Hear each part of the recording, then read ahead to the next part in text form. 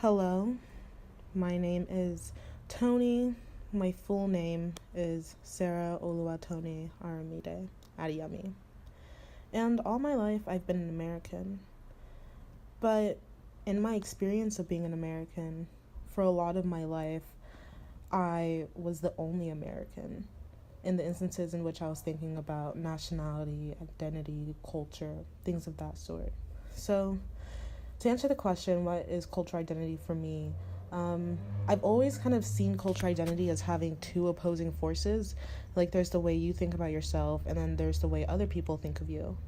In America, race has been made to be something to categorize us, but never capture the complexity of our identity.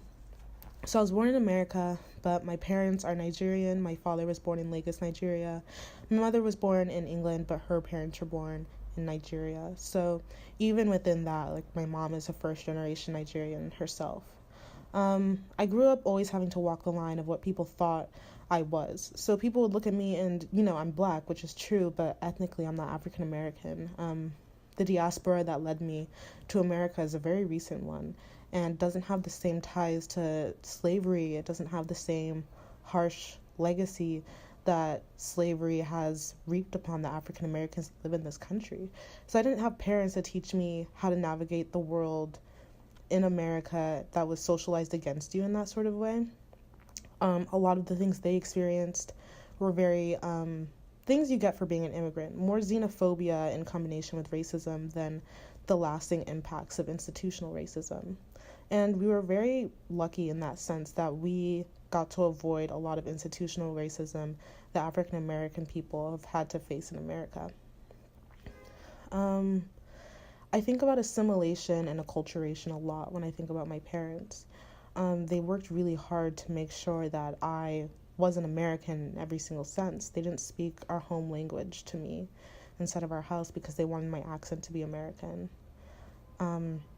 We've had privilege because we've sort of have this model minority thing going on being Nigerian American.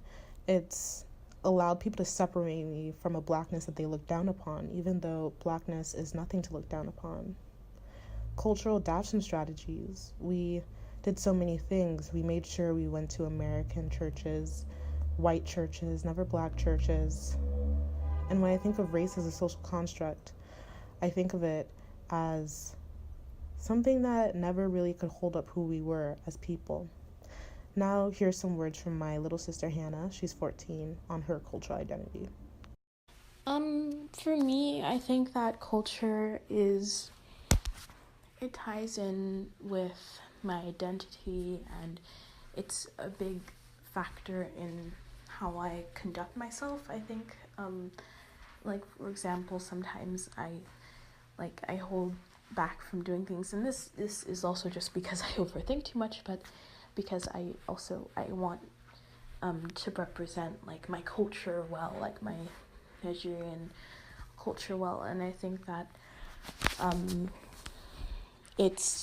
I'm very lucky to be bicultural and have claim of sorts over two cultures, but it's also challenging, I think, for a lot of bicultural people because it's like you don't belong fully in one culture or another, and it's like there are constant expectations or standards from each culture that you have to meet. And I think an outlet of that is often comedy and people on the internet just saying really relatable things and comedic things about being bicultural or by one culture or the other. And although it's pretty I think it's daunting to be bicultural as well, because a lot of times you also have pressure from family members like, oh, you're too American, or like, oh, especially being bicultural and maybe not knowing the language of one of the cultures you come from. It's a challenge and it's tough.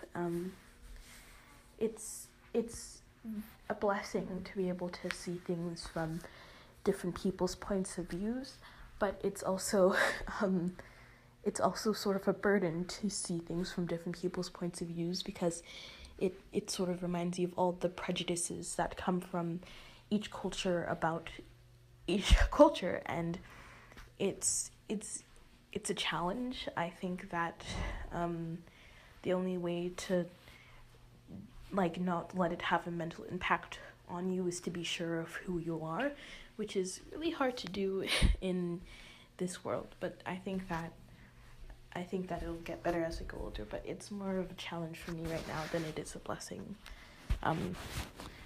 Well, at least that's how I perceive it right now anyways.